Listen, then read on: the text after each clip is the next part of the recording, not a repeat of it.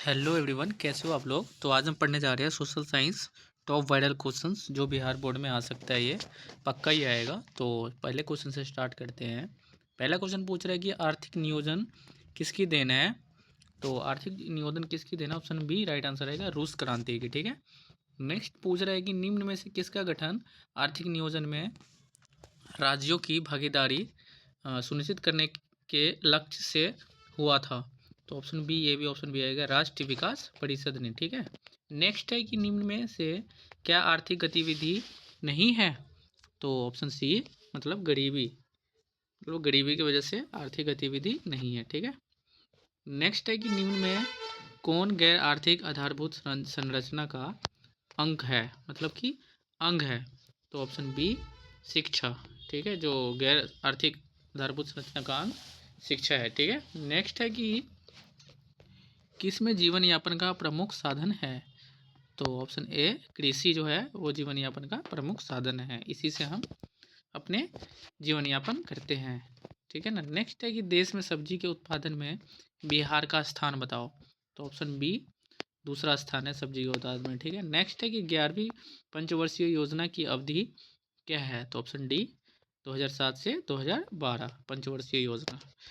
ये भी 2024 का क्वेश्चन है। अगला है कि योजना आयोजन का गठन कब हुआ था।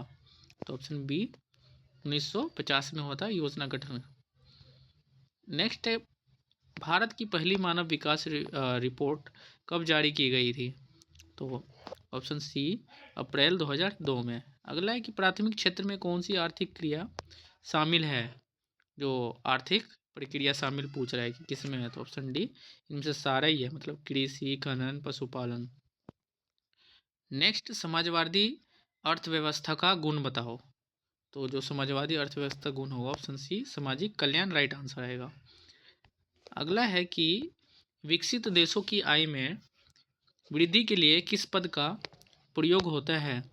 तो ऑप्शन बी, आर्थिक वृद्धि का। ठीक है। नेक्स्ट है, बोनस भुगतान अधिनियम किस पंचवर्षीय योजना के दौरान बना था।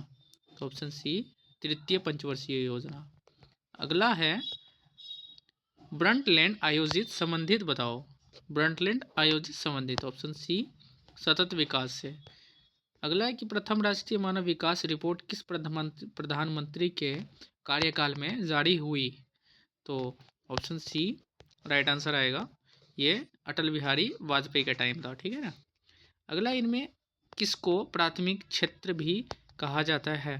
तो ऑप्शन बी, कृषि क्षेत्र को प्राथमिक क्षेत्र भी कहा जाता है। ठीक है। अगला है कि भारत में नीति आयोजन की स्थापना कब हुई थी। तो ऑप्शन सी, जनवरी 2015 में हुआ था नीति आयोग की स्थापना।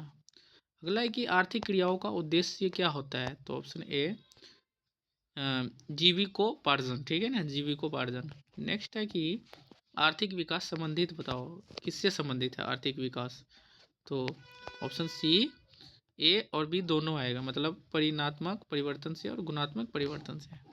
अगला है कि भारतीय योजना आयोग के प्रथम अध्यक्ष कौन थे।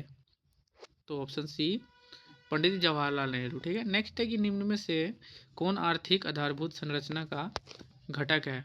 तो ऑप्शन ए, वित्त जो है वो आर्थिक संरचना का घटक है। अगला है कि अर्थव्यवस्था के किस क्षेत्र से हरित क्रांति संबंधित है। जो हरित क्रांति पूछ रहा है कि किससे संबंधित है, ऑप्शन ए आएगा राइट आंसर, प्राथमिक क्षेत्र से। ठीक है। अगला है कि ऑपरेशन फ्लड क्या है। जो मतलब कि बाढ़ बूढ़ आता है तो उसको हम कैसे ऑपरेट करते हैं वो पूछ रहा है ये। तो ऑप्शन बी, डेयरी विकास। ठीक है, राइट आंसर ऑप्शन बी आएगा। अगला है कि भारत में योजना आयोग का गठन कब किया गया था।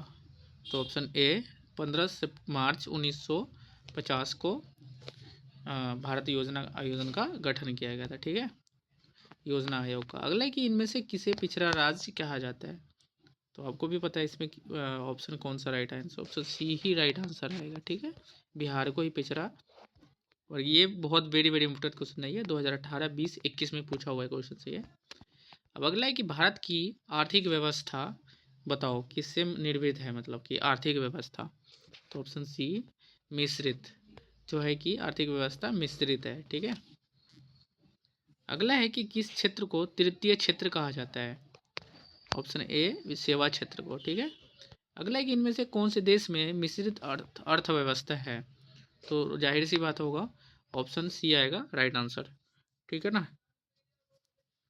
अगला है कि जिस क्षेत्र के राष्ट्रीय आय अधिक होती है वह देश क्या कहलाता है, तो ऑप्शन बी वो विकसित देश कहलाता है, ठीक है।